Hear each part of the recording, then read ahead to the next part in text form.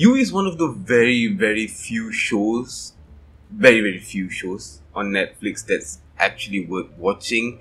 And unlike other shows, it stays consistent, right? Because if you look at other shows, for example, such as Sex Education, as each season goes by, it just sinks lower and lower. First season was great, second season was pretty good, and then the third season was Netflix just being Netflix, and that's why it was bad. Even though You is worth watching, it definitely has its flaws, as we've seen in season 1 as well as season 2. However, it's still a pretty great show. So let's just start with the positives of the show, because there are quite a few things to like about it, and why I always recommend it to people.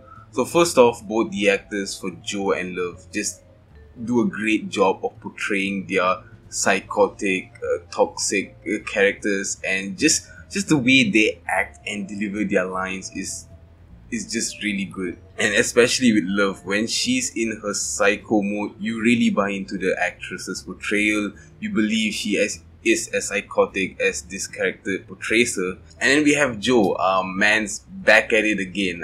He's just always wanting to fix people. Just him being his creepy, stalking self. And his random jerking off in public areas and weird hallucinations. That's Joe, as we've seen him in season 1 and 2. Yeah. The one thing that I've always liked about this show is, despite objectively knowing what Joe's character does is wrong, the writers do a fantastic job of allowing us into the mind of Joe and how he sort of plans or tells us as the audience how he justifies his actions. And for example, in season 1 with Beck, right, he wanted to save her from her toxic friend, and then in season 2 with Love, wanted to save her from her brother that has plenty of problems, as well as that little girl that was sort of going into the path of a predator, and he wants to save all of them in his own weird, creepy way. And then once again in season 3, he wants to save what's her name, Marianne. Yeah, that's right, she has a toxic ex. He wants to help her get her daughter back. That's Joe, right? And yeah, sure, it's good to help people, but not the way Joe does it. Yeah, no. So once again, the show does what it does so well. It builds tension, it forces characters into impossible and difficult situations, forcing them to murder or trap them in the infamous library cage. The tension in this show is just constant, right? It doesn't allow you to breathe, especially towards the final few episodes. Something is always happening. There are so many characters that are involved in the story. It just keeps the show exciting. The amount of tension in this show, I think, to me, it's probably the best when you compare them to the previous 2 seasons, which did have them. But to me, I'm saying that this is probably my favorite season, just from the setting, the characters, the storyline. For me, this is my favorite season so far. Every focused character in this show was properly fleshed out, just enough as to when these characters intertwine with the main characters, it has meaningful impact. Right? For example, Carrie, who was meant to be annoying. She was annoying, okay? Yeah, good job, writers. She was annoying. You got the job done. Congratulations. Unfortunately, she didn't die. Yeah, that was... Yeah, oh yay, great, she escaped. Yeah, we didn't want her to die, definitely not. Even Love's mother, her character didn't have much screen time and probably the weakest in the series, but she had her own role to play. And as usual, the show has its twist, and once again, I didn't get the twist. I know some of you who may be smarter, and some people who be like, oh man, I saw that twist, coming from a mile away, just like in season 1 and 2. Yeah, good for you, right? But to me, since season 1 and season 2, I never really saw the twist coming, because they actually wrote it well.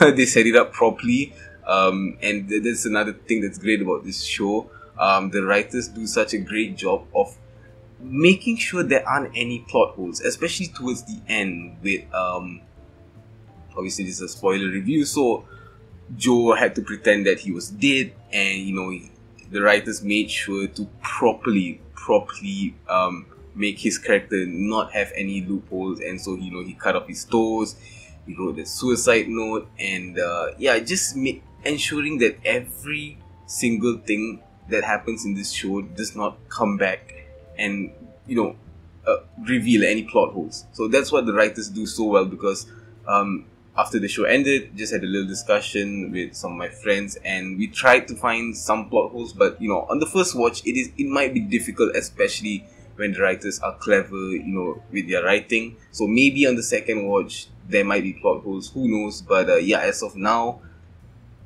none that I can find so far. However, there are there are quite a few things, minor problems that I didn't like from the show that is brought from season 1 and 2, which I will touch on later. So I did touch on the aspects of the show that I did like, so let's just touch on some of the things that I find to be minor or even major problems, right? Now, the first thing is something that I didn't realize myself, but it's something that a friend brought up. So we were just discussing about the show, and I said I like the season, and then he said that the show is repetitive, and I was like, you actually have a good point, because just like in season 1, Joe finds a girl, he tries to save her, gets into tough situations that force him to murder, the girl finds out, and he gets away as always.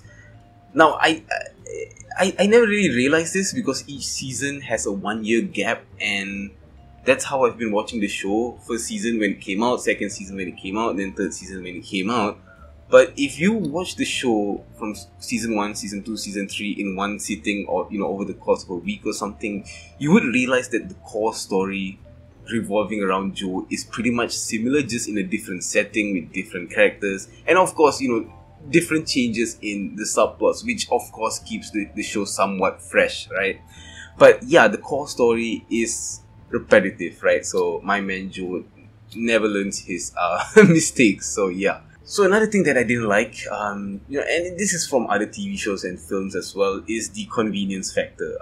There's another word for it, can't remember, but yeah, what is the convenience factor? For example, it's just convenient that Carrie and her husband happen to hear Love admit to a murder.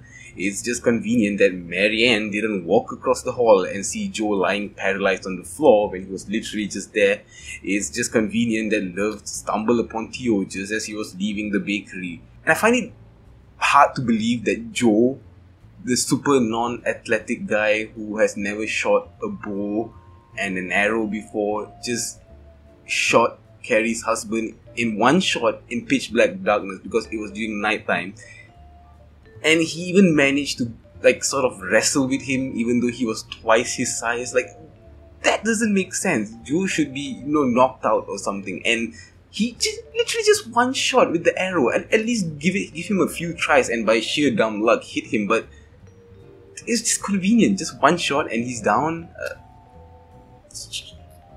Not really feeling it. So another thing was, it was also convenient that Marianne just happened to bring her child with her when she went to see Love, the person she was, you know, the wife of the person she's having an affair with, and she chooses to bring her daughter. What? Are you dumb? You know, all these little things add up, and it's similar with the past 2 seasons as well. But despite all of that, I would say, you know, as I mentioned earlier, this is probably my favorite season. Tension, great acting, great characters. So much is happening, so much. You know, there might be certain issues that I might have missed. You know, through one watch, it is a bit difficult to sort of pick up on all the flaws or mistakes of a TV show, especially if it's a movie. It's fine. Longest is 2 hours. This is like 10 hours of content, so I might have missed something. But yeah, as I said earlier, the core elements are repetitive, but yeah, the different subplots and the characters make the show interesting.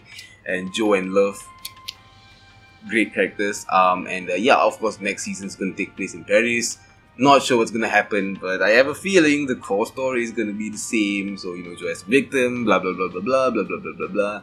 But yeah, as of now, that's about it. And yeah, as always, thank you for watching, and see you in the next one.